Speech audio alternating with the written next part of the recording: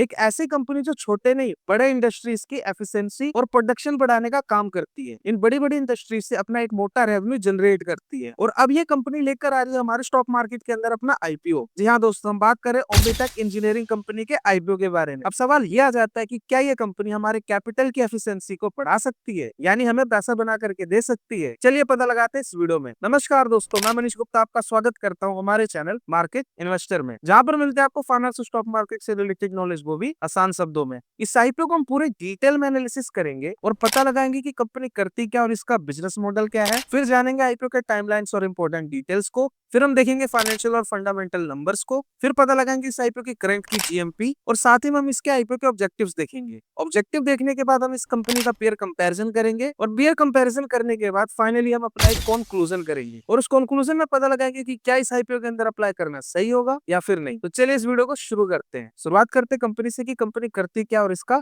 Business model क्या है। ओम्नीटेक engineering factories और इंडस्ट्रीज के लिए स्पेशल मशीन्स और ऑटोमेशन सिस्टम बनाने वाली कंपनी है, जो बड़ी बड़ी इंडस्ट्रीज के लिए कस्टमाइज मशीन बनाती है, जिनका यूज करके कंपनी का प्रोडक्शन फास्ट होता है। और ये कंपनी B2B के सेगमेंट में काम करती है और इस कंपनी का जो बड़ा रेवेन्यू वो बड़ी इंडस्ट्रीज से ही आता है। कंपनी का गुजरात में 3 मैन्युफैक्चरिंग प्लांट है, जहां सीएनसी, वीएमसी और टीएनसी मशीन से एडवांस प्रोडक्शन होता है। वेल, ये तो हमने देख लिया कि कंपनी करती क्या और इसका बिजनेस मॉडल क्या है। अब हम बात कर लेते हैं इस आईपीओ के इंपॉर्टेंट टाइमलाइन और रिपोर्टल डिटेल्स के बारे में। इस कंपनी का जो टोटल इशू साइज है वो 583 करोड़ का देखने को मिल रहा है, जिसमें से 418 करोड़ का फ्रेश इशू है, बाकी बचा हुआ 165 करोड़ है ये ऑफर फॉर सेल है। इसी के साथ जो कंपनी का प्राइस बैंड है वो 216 रुपए से लेकर के 227 रुपए तक का देखने को मिलेगा और इनके एक लॉट के अंदर 66 शेयर्स रहेंगे। और अगर आपको रिटेल कैटेगरी से एक लॉट अप्लाई करना है तो आपके पास 14,982 रुपए की अमाउंट होनी चाहिए। इसी के साथ स्मॉल एचएनआई, बिग एचएनआई की डिटेल्स आप ऊपर चेक कर सकते हैं। और अगर इस आईपीओ के अंदर कोई भी इनका एम्प्लॉय अप्लाई करना चाहता है, उसको यहाँ पर एडिशनली 11 रुपए का डिस्काउंट मिलेगा। इस आईपीओ की ओपनिंग 25 फरवरी से लेकर के 27 फरवरी तक रहेगी और इसकी अलॉटमेंट 2 मार्च को होगी और इस आईपीओ की जो लिस्टिंग है वो हमें 5 मार्च को देखने को मिलेगी। वेल, ये तो हमने डिटेल्स को जान लिया। अब हम बात कर लेते हैं फाइनेंशियल्स और फंडामेंटल नंबर्स के बारे में। शुरुआत करते हैं इनकी बैलेंस शीट से। हम पिछले लास्ट 1 ईयर का इनका बैलेंस शीट ट्रैक करेंगे और पता लगाएंगे कि इसकी बैलेंस शीट क्या कह रही है।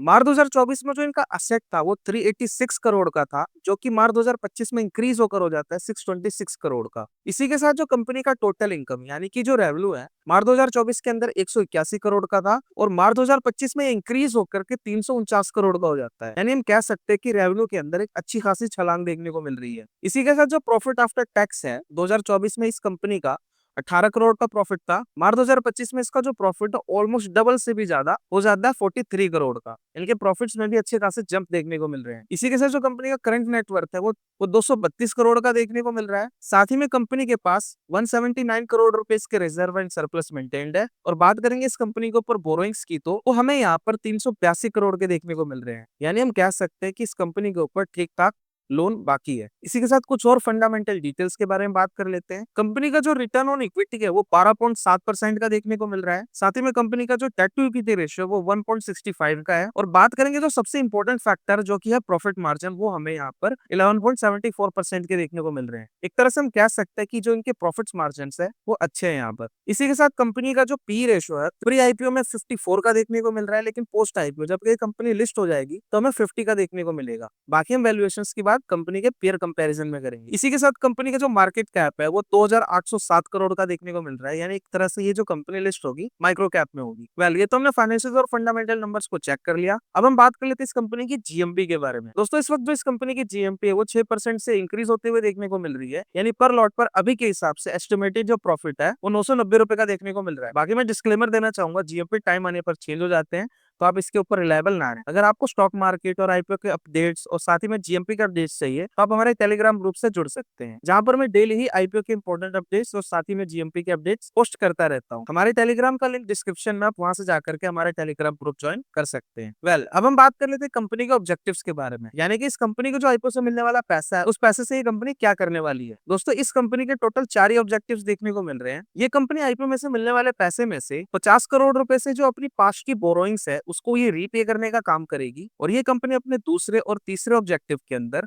फैसिलिटी 1 और फैसिलिटी 2 के अंदर प्रोजेक्ट्स लगाएगी और कंपनी अपने चौथे ऑब्जेक्टिव के अंदर जो फैसिलिटी 2 है उनको फंड करने में 18 करोड़ रुपए खर्च करेगी। इसी के साथ कर लेते हैं इस कंपनी का पीयर कंपैरिजन और पता लगाते हैं कि ये कंपनी अपने सेगमेंट वाली कंपनी के हिसाब से कैसा परफॉर्म कर रही है। दोस्तों हमने इस कंपनी को इसके सेगमेंट वाली कंपनी से कंपेयर किया, कंपेयर करके हमें पता लगा कि ये जो कंपनी है अपने सेगमेंट वाली कंपनी से काफी ज्यादा अच्छा परफॉर्म कर रही है। चाहे इस कंपनी की ईपीएस हो, वैल्यूएशन हो, साथ ही में रिटर्न ऑन नेटवर्थ हो, हर साइड से ये कंपनी का जो परफॉर्मेंस है इसकी सेगमेंट वाली कंपनी से काफी ज्यादा बेहतर है। दोस्तों अब हम बात कर लेते हैं अपनी मेन कंक्लूजन की। कंक्लूजन जाने से पहले मेरी आपसे एक छोटी सी रिक्वेस्ट है, अगर आप इस चैनल पर पहली बार आए तो प्लीज इस वीडियो को लाइक करके चैनल को जरूर सब्सक्राइब करें। हम काफी ज्यादा मेहनत से और हार्डवर्क से ये एनालिसिस वाली वीडियोस लेकर आते हैं जिसको देख करके आप एक अच्छा डिसीजन ले सके। तो प्लीज हमारी मेहनत की थोड़ी सी कदर करते हुए इस वीडियो को लाइक करके चैनल को जरूर सब्सक्राइब करें। अब हम बात कर लेते हैं अपने मेन कंक्लूजन के बारे में। इस कंपनी का जो रेवेन्यू पिछले एक साल के अंदर 92% से इंक्रीज होते हुए देखने को मिल रहा है। साथ ही में इस कंपनी का जो प्रॉफिट है वो लास्ट 1 ईयर में 131% से इंक्रीज होते हुए देखने को मिल रहा है।